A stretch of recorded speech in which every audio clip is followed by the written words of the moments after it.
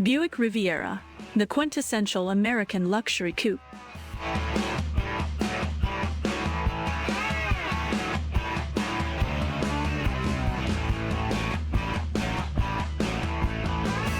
Picture this.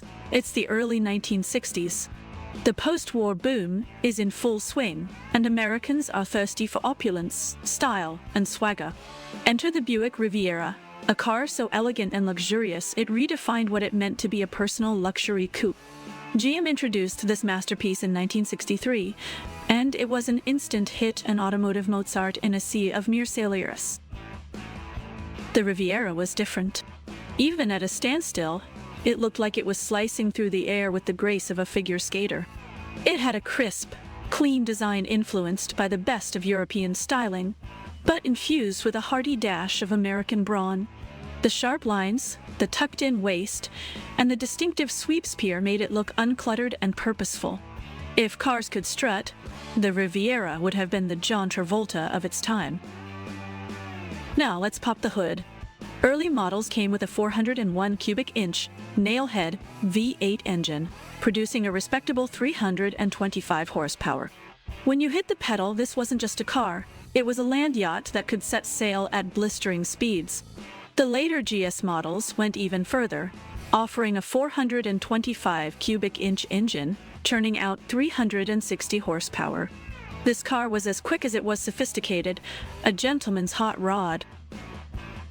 Inside, it was more luxurious than a five-star hotel suite. You were greeted by leather seats that hugged you in all the right places, surrounded by a dashboard that looked like it belonged in a luxury yacht. It featured all the modcons of the time: power windows, air conditioning, and a console-mounted gear shift that made you feel like you were in the cockpit of a fighter jet. Comfort was paramount, and the Riviera coddled its occupants like royalty. But let's talk about driving experience. On the open road, the Riviera was as smooth as a Sinatraballad. It glided over imperfections like they were mere whispers of discontent. The steering was light, effortless, and the car practically sailed through corners with a grace that belied its size. However, it wasn't all perfect. The Riviera wasn't exactly agile. It was more of a grandtourer than a nimble sports car. Yet, nobody cared, because cruising down the highway in this magnificent machine made you feel like the king of the road. The Riviera wasn't just a car, it was a cultural statement. It was owned by movie stars, musicians, and tycoons who wanted to announce their arrival with elegance rather than brashness. People didn't just see you in a Riviera. They noticed you. They remembered you. It had an air of mystique about it, a sense of occasion that turned every drive into an event.